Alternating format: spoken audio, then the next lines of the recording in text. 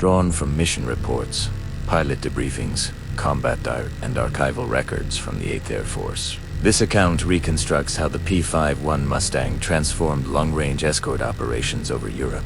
These primary sources helped trace the moment when a single fighter aircraft shifted the balance of the air war and ensured that American bombers could finally reach Berlin and return. The unstoppable crisis.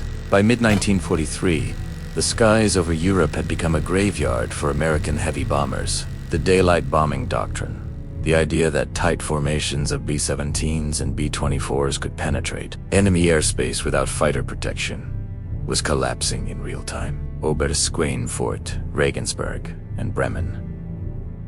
The Luftwaffe proved merciless. German fighters struck with absolute dominance, shredding bomber formations until the sky itself looked torn apart. The problem was painfully simple. American fighters did not have the range needed to escort bombers deep into Germany. P-47 Thunderbolts were powerful, but too thirsty. P-38 Lightnings were fast, but suffered from engine issues in Europe's cold, high-altitude conditions. The bombers, forced to fly unescorted for hundreds of miles, became easy prey. Entire squadrons vanished. Crews spoke of missions where only half returned, sometimes fewer.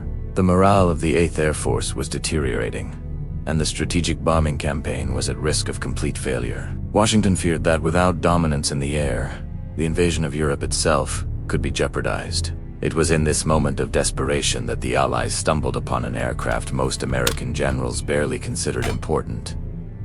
An airplane originally designed for export, not combat. It was fast, it was sleek, and it had potential nobody fully understood yet. Its name was the P-51 Mustang. Initially powered by an Allison engine, the early Mustang was quick at low altitude, perfect for reconnaissance or ground attack. But high up where bomber formations lived or died, the engine suffocated. The aircraft simply could not perform, but a handful of British engineers made a suggestion that seemed almost heretical. Install the Rolls-Royce Merlin engine, the same one that powers the Spitfire. What followed was nothing short of revolutionary. The new Merlin-powered Mustang took off and climbed like a missile. Its speed increased dramatically. Its heel-tattooed performance skyrocketed, and its range, already respectable, became unmatched. Suddenly, an aircraft originally seen as secondary became the single most important fighter in the Allied arsenal. And as bombers continued to fall in flames across Europe, the US Army Air Forces realized something. The solution to the bomber crisis had arrived. They just had to deploy it. A new weapon, a new strategy. The introduction of the P-51 Mustang into Europe created an opportunity, but it was the arrival of one man that transformed that opportunity into a war-winning strategy. General James "Jimmy" Doolittle understood what previous commanders had refused to accept. Merely escorting bombers was not enough. The Luftwaffe had to be destroyed at its source. And to achieve that, fighter pilots needed freedom. They could no longer be chained to bomber formations, locked in tight defensive circles, while German fighters attacked with impunity. So Doolittle issued the order that changed everything. Go out and hunt. Leave the bombers, find the enemy, and kill him. For the first time, American fighters were allowed to sweep ahead of the bombers, dive into enemy territory, and engage German interceptors before they even reached the battle. And the P-51 Mustang, with its immense range and superior performance, was the perfect weapon for this new doctrine. The results were immediate. Mustang squadrons began ambushing German fighters as they climbed to altitude. They attacked airfields, strafing aircraft on the ground. They hunted interceptors returning home low on fuel. Everywhere the Luftwaffe tried to operate, Mustangs were waiting. Then came Big Week, February 1944. A massive, coordinated assault on German aircraft production. The Luftwaffe had no choice but to rise and fight.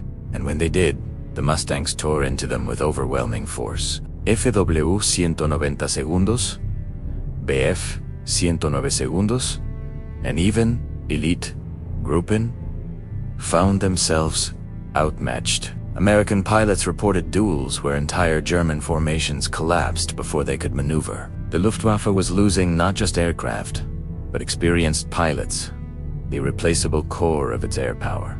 For the first time, the hunters had become the hunted, and the Mustangs had only begun their campaign. The road to Berlin. With Big Week weakening Germany's fighter force, the next objective became clear. Reach Berlin, the heart of the Reich, the center of its war machine. Bombing Berlin in daylight had enormous symbolic value, but it also posed the ultimate test of Allied air power. If the bombers could reach Berlin and return with Mustang escort, it would prove that Germany had lost control of its own skies. On March 4th, 1944, history was made. American bombers crossed into the airspace of the capital. Behind them, above them, and ahead of them flew squadrons of P-51 Mustangs, the first fighters in the entire war capable of escorting bombers all the way to Berlin and back. The Luftwaffe threw everything it had into the fight. Jagdgeschwader units scrambled in massive waves. Experienced aces, men with hundreds of kills, rose to stop the bombers. What followed was one of the most intense air battles of the war. But this time the Germans were no longer facing helpless formations. They were facing Mustangs. The P-51s tore into the Luftwaffe with ferocity. Dogfights erupted across the sky, engines screaming, tracers slicing through the thin, icy air. Pilots described the battle as chaos, fireballs falling from the sky, aircraft spiraling out of control, bombers pushing relentlessly toward Berlin as fighters clashed around them. When the mission was over, the numbers told the story. The Luftwaffe had lost dozens of fighters, losses they could not replace. For Germany, it was a warning. For the Allies, it was a declaration. The road to Berlin now belonged to the Mustang. Collapse of the Luftwaffe. By late 1944, the Luftwaffe was a shadow of its former self. Pilot training programs had collapsed. Fuel shortages crippled flight hours. Replacement aircraft were rushed from factories, often unfinished or poorly tested. Meanwhile, the Mustangs continued to operate with aggressive freedom. The P-51s expanded their missions, now attacking targets once thought untouchable. Rail lines, convoys, airfields deep inside Germany. They hunted transport aircraft, intercepted jet fighters during takeoff, and patrolled relentlessly along enemy supply routes. And every mission weakened the Luftwaffe further. German commanders knew the truth.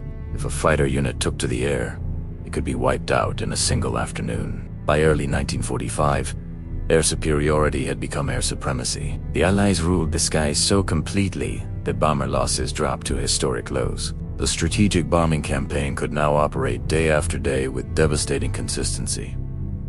Smashing factories, fuel depots, refineries, bridges, and transportation hubs, the Luftwaffe attempted one final act of defiance. Operation Bodenplatte, a massive New Year's Day strike meant to cripple Allied air forces on the ground. But even that attack, though initially successful, cost Germany hundreds of irreplaceable fighters. When the smoke cleared, the Luftwaffe was finished. The Mustang had done more than escort bombers. It had systematically dismantled Germany's ability to fight in the air. Its legacy was sealed. The P-51 Mustang was not just the right aircraft at the right time. It was the machine that broke the Luftwaffe's spine and cleared the path to victory in Europe.